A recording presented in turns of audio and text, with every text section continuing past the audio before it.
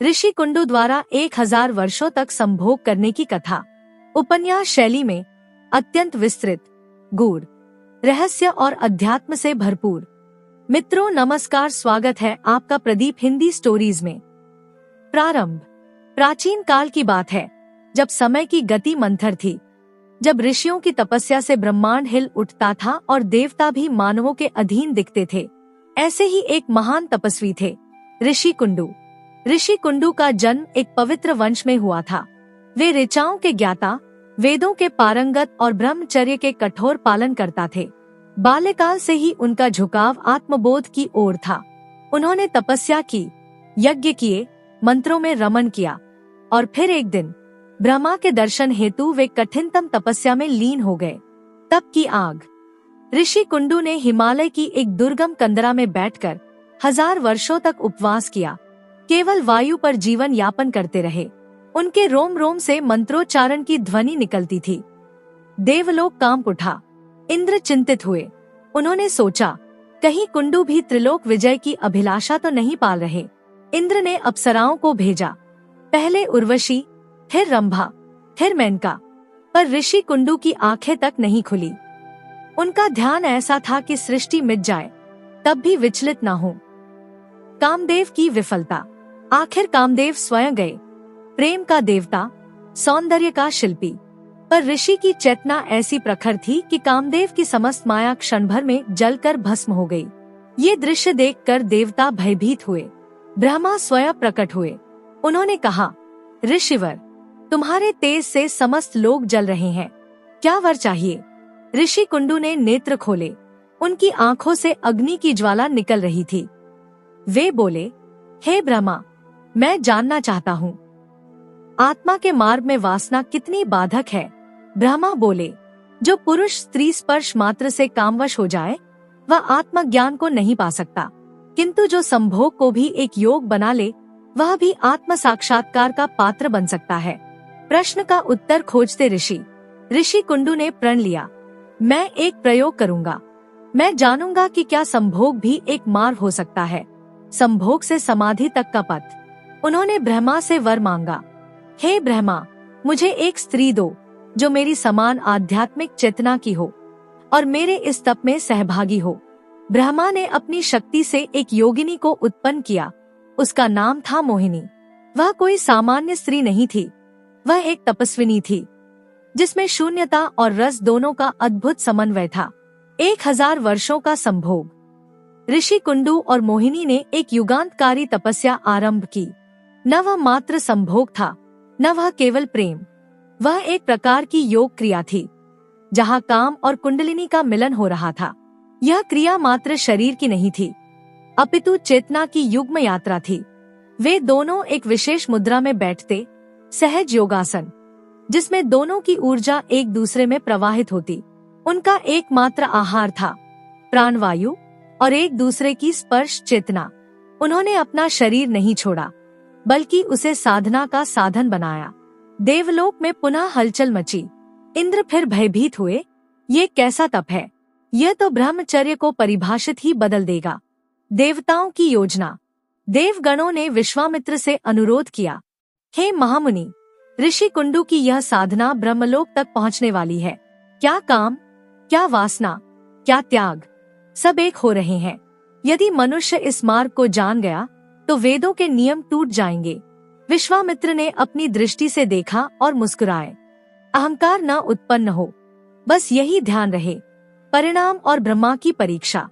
1000 वर्षों बाद जब ऋषि कुंडू ने आंखें खोली तो उनका तेज ऐसा था कि पर्वतों की चोटियां पिघल जाएं।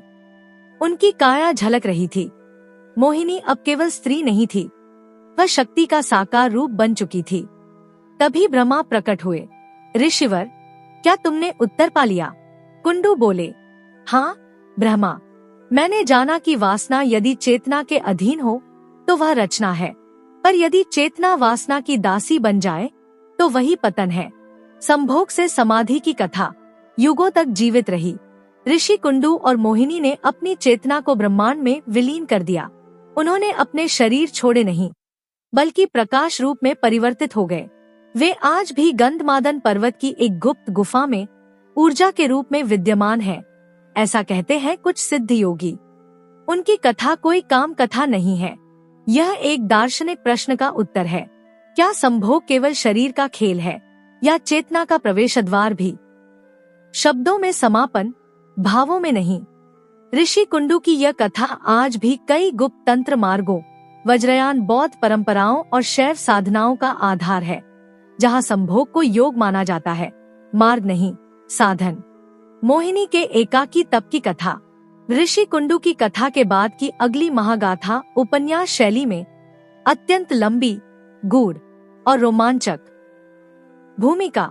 ऋषि कुंडू के साथ 1000 वर्षों तक आत्म साक्षात्कार के पथ पर चलते हुए मोहिनी कोई सामान्य स्त्री न रही थी। वह शक्ति बन गई थी, योगिनी से महायोगिनी बन चुकी थी। परंतु समय के गर्भ में कुछ ऐसे प्रश्न शेष रह गए थे जिन्हें अकेले हल करना था, क्योंकि जब दो आत्माएं एक साथ साधना करती हैं, तो एकता होती है, पर पूर्ण स्वतंत्र आत्मज्ञान के लिए एकाकी तप अनिवार्य है। कुंडू का प्रकाश में विलय और मोहिनी की तृष्णा। जब ऋषि कुंडू प्रकाश शरीर धारण कर ब्रह्मलोक की ओर ऊर्ध्वगमन कर गए, मोहिनी उनके साथ जा सकती थी, परंतु मोहिनी रुक गई।